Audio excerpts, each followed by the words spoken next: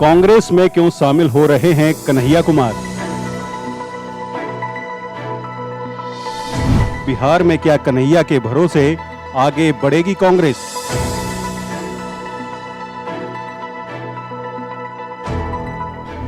वे CPI से क्यों निकलना चाहते हैं?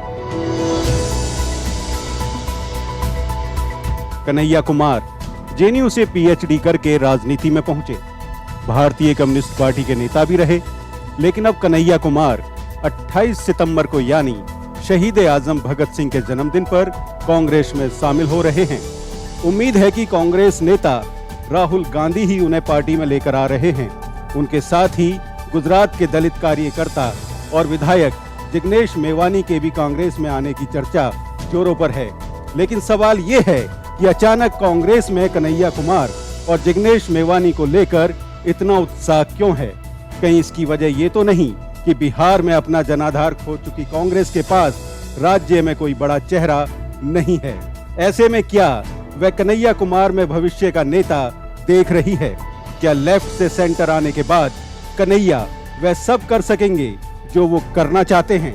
कन्हैया कुमार का राजनीति का सफर दिल्ली की जवाहरलाल नेहरू यूनिवर्सिटी यानी जेएनयू के छात्र संघ का नेतृत्व करने के बाद शुरू हुआ। वो रातों रात सुर्खियों में आ गए और देखते ही देखते राजनीति में उनका उदय होना आरंभ हो गया। कन्हैया कांग्रेस में क्यों जा रहे हैं? कन्हैया कुमार की कांग्रेस में एंट्री को लेकर वरिष्ठ पत्रकार और ऑब्जर्वर डॉन के editor in chief doctor Hariom Tyagi का कहना है कि सीपीआई में किसी के लिए कोई बड़ी संभावना बची नहीं है।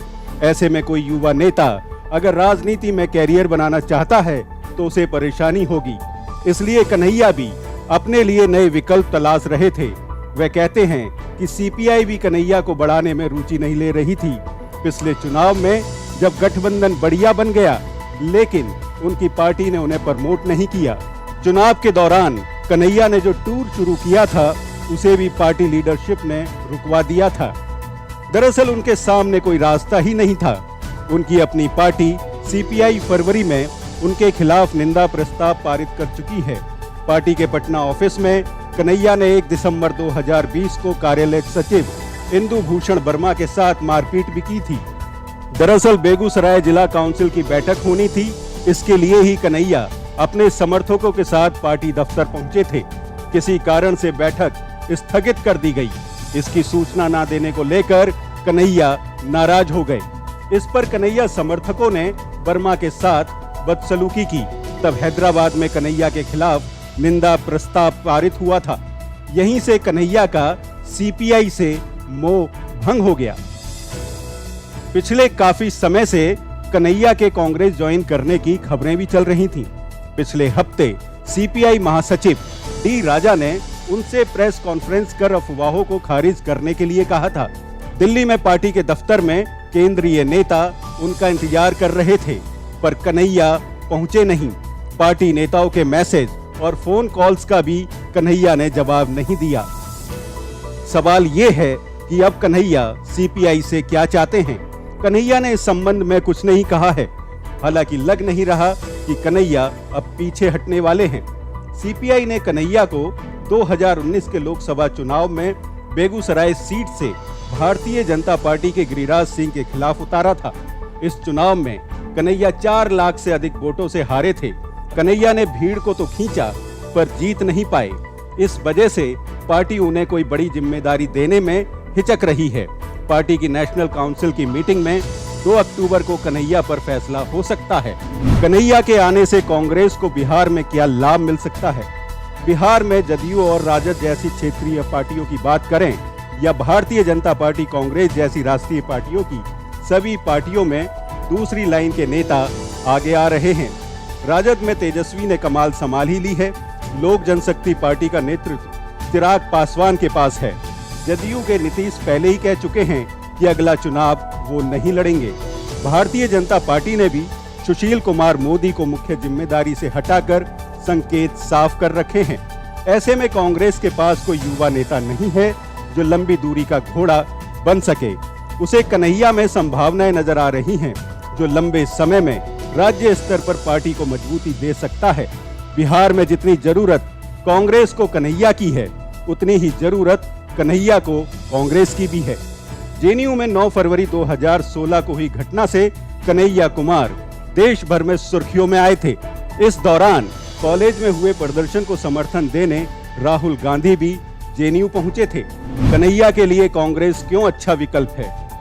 कन्हैया ने 2019 लोकसभा चुनाव बेगूसराय से लड़ा। गठबंधन की अनदेखी से उन्हें करारी हार का मुंह देखना पड़ा।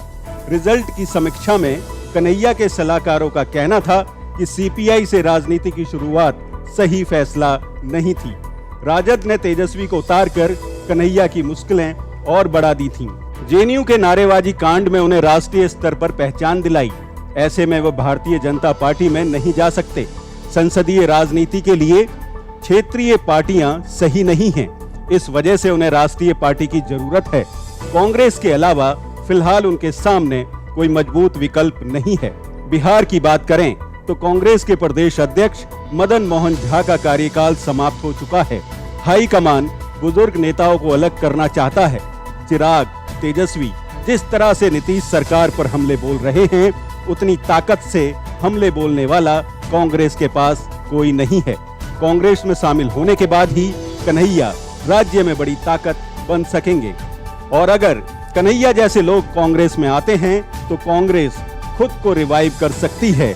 अभी की स्थिति में कांग्रेस इस स्थिति में नहीं है कि वो तेजस्वी को चैलेंज कर सके। ऐसे में वे खुद को मजबूत करने की ही कोशिश करेगी। वहीं राजद प्रवक्ता प्रेम कुमार मणि कन्हैया के कांग्रेस में शामिल होने में कांग्रेस को कोई फायदा होता नहीं देखते हैं। फिलहाल कुछ भी कहना जल्दबाजी होगी। सितंबर की शुरुआत में सीपीआई की राष्ट्रीय कार्यकारिणी में सबसे युवा सदस्य कन्हैया ने कांग्रेस नेता राहुल गांधी से मुलाकात की थी। तब से ही अटकलों का बाजार गर्मा गया था। सूत्रों का कहना है कि फिलहाल कन्हैया को राज्य पर फोकस करने के लिए कहा जा सकता है।